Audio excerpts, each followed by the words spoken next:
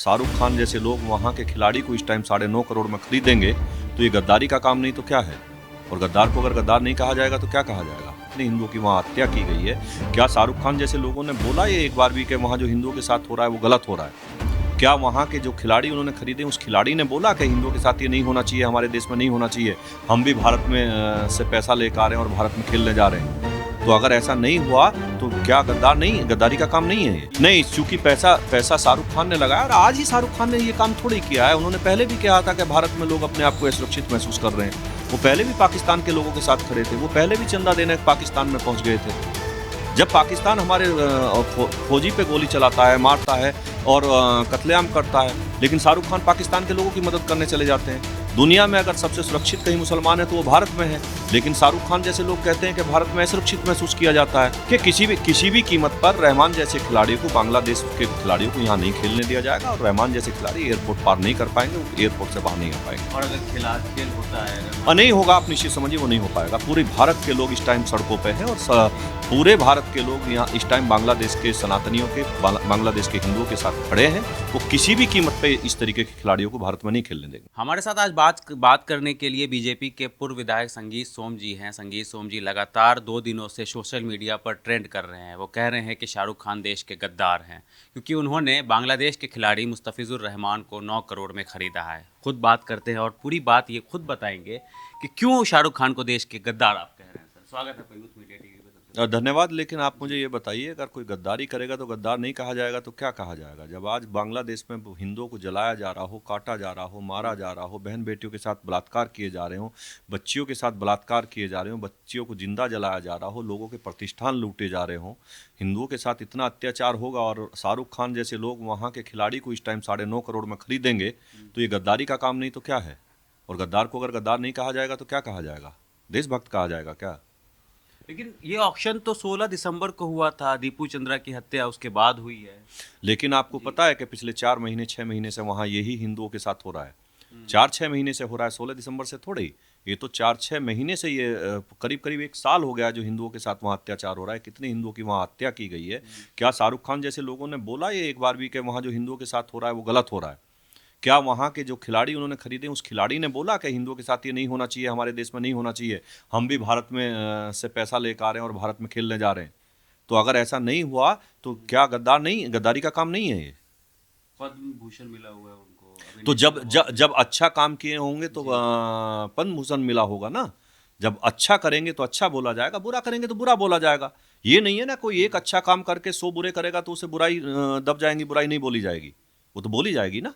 कई लोग ये कह रहे हैं कि आप सवाल गलत आदमी से पूछ रहे हैं, आपको सवाल बीसीसीआई से पूछना चाहिए था क्योंकि नहीं, चूंकि पैसा शाहरुख खान ने लगाया और आज ही शाहरुख खान ने ये काम थोड़ी किया है। उन्होंने पहले भी कहा था कि भारत में लोग अपने आप को असुरक्षित महसूस कर रहे हैं। वो पहले भी पाकिस्तान के लोगों के साथ खड़े थे, वो पहले भी चंदा देने पाकिस्तान में पहुंच गए थे। जब पाकिस्तान हमारे फौजी पे गोली चलाता है, मारता है और कत्लेआम करता है, लेकिन शाहरुख खान पाकिस्तान के लोगों की मदद करने चले जाते हैं। दुनिया में अगर सबसे सुरक्षित कहीं मुसलमान है तो वो भारत में है, लेकिन शाहरुख खान जैसे लोग कहते हैं कि भारत में असुरक्षित महसूस किया जाता है। तो ऑपरेशन सिंदूर के बाद फिर मैच होता है इंडिया और पाकिस्तान। लेकिन ऑपरेशन सिंदूर के बाद फिर बैन भी लगा दिया जाता है। आज वहाँ के खिलाड़ियों को बैन भी कर दिया गया है। आप क्या चाह रहे हैं अभी भारत सरकार से? देखिए, किसी भी कीमत पर रहमान जैसे खिलाड़ियों को, बांग्लादेश के खिलाड़ियों को यहाँ नहीं खेलने दिया जाएगा और रहमान जैसे खिलाड़ी एयरपोर्ट पार नहीं कर पाएंगे, वो एयरपोर्ट से बाहर नहीं आ पाएंगे। और अगर खेल होता है, नहीं होगा, आप निश्चित समझिए वो नहीं हो पाएगा। पूरे भारत के लोग इस टाइम सड़कों पे हैं और पूरे भारत के लोग यहाँ इस टाइम बांग्लादेश के सनातनियों के, बांग्लादेश के हिंदुओं के साथ खड़े हैं। वो किसी भी कीमत पे इस तरीके के खिलाड़ियों को भारत में नहीं खेलने देंगे। आपने कुछ बयान भी दिया था इसको लेकर के कि खेल चाहे किसी भी कीमत पे, खेल हम नहीं होने देंगे अगर मुस्तफिजुर रहमान खेलते हैं केकेआर में। हम रहमान सब सर को सड़क पे उतरे। हम नहीं, पूरे देश की जनता इस टाइम सड़कों पे है। पूरे देश की जनता इस टाइम सड़कों पे है। आप देखिए, पूरे सनातनी लोग सड़कों पे हैं, सारे साधु संत सड़कों पे हैं और सब साधु संत और पूरे देश की जनता चाहती है कि रहमान जैसे खिलाड़ी भारत में नहीं आने चाहिए। जब तक हिंदू सुरक्षित नहीं है, बांग्लादेश में सुरक्षित नहीं है, यहाँ इस तरीके के खिलाड़ी नहीं आने चाहिए। कुछ बातें और चल रही है सर कि जब हिंदुओं पर अत्याचार शुरू हुआ बांग्लादेश में, तब शेख हसीना वहाँ पर थी प्राइम मिनिस्टर, और आज शेख हसीना हिंदुस्तान के अंदर बैठी। नहीं, जब तक शेख हसीना वहाँ की प्रधानमंत्री रही, वहाँ का हर हिंदू सुरक्षित रहा। हर हिंदू सुरक्षित रहा। और शेख हसीना के बाद ये जिस तरीके की हुई है, और अगर शेख हसीना के टाइम में ये होता तो शेख हसीना के लिए भी यही कहा जाता, यही किया जाता, लेकिन शेख हसीना के टाइम में ऐसा कुछ नहीं हुआ। और भारत इतना बड़ा देश है, हम दुनिया की चौथी अर्थव्यवस्था हैं, हम छोटे छोटे देशों को अपने साथ रखना चाहते हैं, साथ रहते हैं और सबकी मदद करते हैं। भारत तो इतना दयालु है, देखिए शेख हसीना पे अगर उनके देश में दिक्कत आई तो अपने देश में शरण दी है।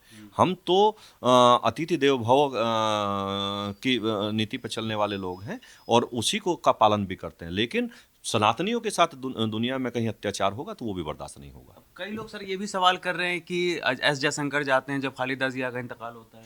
ये इसीलिए तो मैं कह रहा हूँ ना कि अगर अगर किसी का इंतकाल हुआ है, किसी का देहांत हुआ है, किसी की डेथ हुई है, तो भारत की जिम्मेदारी बनती है कि उनके दुख में हम शरीक हों। हम दुख में शरीक हुए हैं, और वहाँ दुख में शरीक होने का मतलब ये नहीं है कि हमारे लोगों पर अत्याचार होगा।